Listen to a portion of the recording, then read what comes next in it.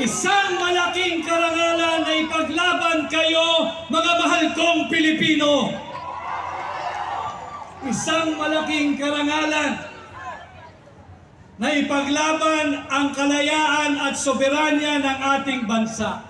At ngayong gabi, tanggapin ninyo ang aking taus-pusong pasasalamat, Luzon, Visayas, Mindanao, at sa lahat ng Pilipino saan mang panig ng mundo.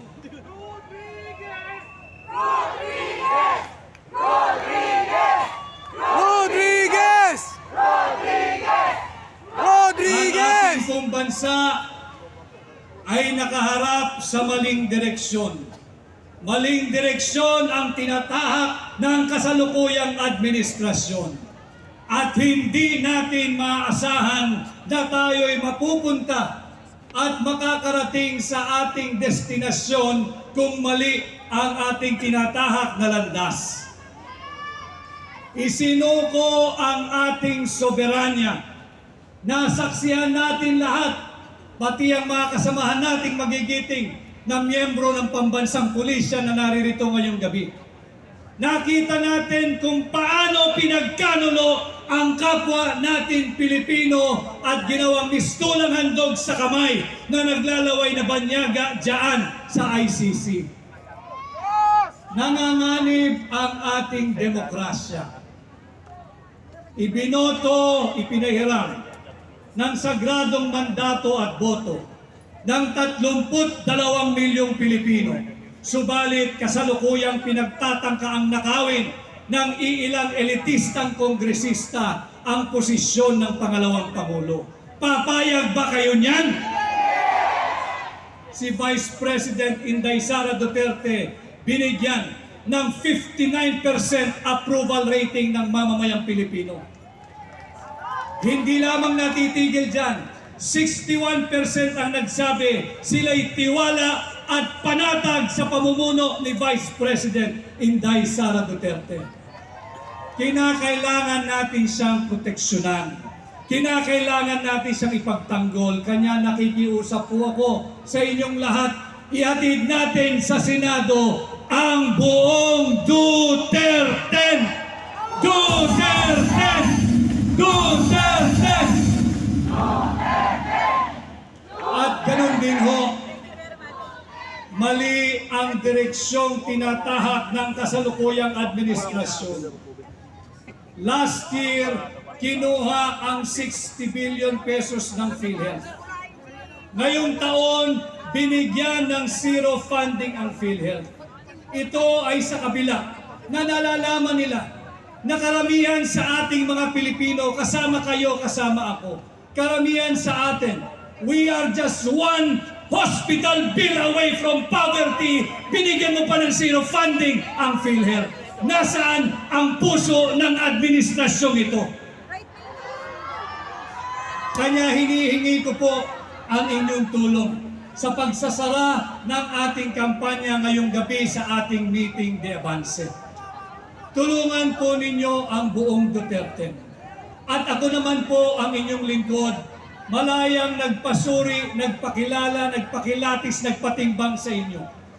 At kung sakasakali sa ginamit ninyong panukat at panimbang, ako ay pasado, sana ho ay mapahiram ninyo ako ng inyong sagradong tiwala, sagradong mandato at sagradong boto bilang senador ninyo pagdating ng May 12, 2025. Muli ho, sa aking pagsasara,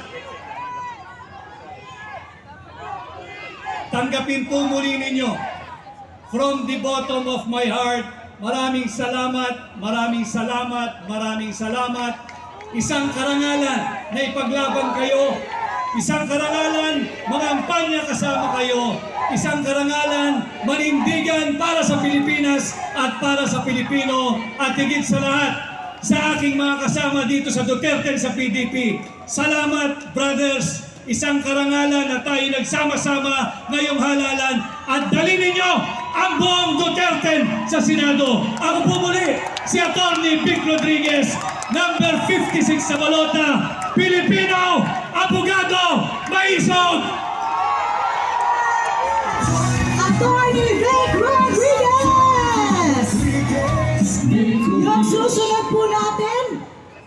epektibo. The best ito, the best. Lahat ng pinapasok niya, epektibo siya. Ito ang may pinakamalaking puso. Itong taong ito ang partner ni Go Bongo kapag umiikot sa buong Pilipinas para sa Malasakit Center. Mga kababayan, ang ating susunod na magsasalita, Kuya Philip Epektibo! Salvador! Hey, hey, hey, hey, hey, Mr. Epektibo, Kuya Ipek sa Senado, Mr. Epektibo, Philip Salvador, Senador, Mr. Epektibo, ang kuya natin sa Senado, Philip Salvador, ating senador, Senador Ipek, Mr. Ipek. Magandang gabi po sa ating lahat. Sambayanang Pilipino! Sa Lunes, Mayo 12, araw ng paghuhusga. Ang maghuhusga,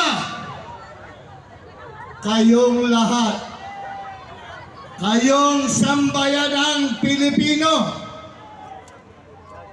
Ano ang nasa mga puso nyo? Ano ang nasa isip nyo? Ako, alam ko na hindi kayo matatakot at magpapatakot doon sa kabila. Duterte kayo o hindi? Duterte kayo o hindi? Mahal niyo ba si Tatay Digong? Mahal niyo ba si Bibi Inday? Totoo ba yan? Kahit ano mangyari, hindi tayo magpapabili. Pag pinagyan kayo, tanggapin niyo. Pampamilya din yan. Pero ang kinabukasan ng mga kabataang nakita nyo kanina, nakita nyo kasama ni Senator Robin Hood Padilla. Nakita nyo kung sino ang mga nangangailangan na magandang kinabukasan. Salamat po. Sino ang kailangan nyo? Ang mga mambubulol o ang Duterte 10? Isigaw nyo yan! Hindi ko marinig ang likuran! Isigaw nyo yan! Isigaw nyo ba yan? Bayaan yung marinig nila! Dahil alam ko, alam namin lahat, nangangatog na sila.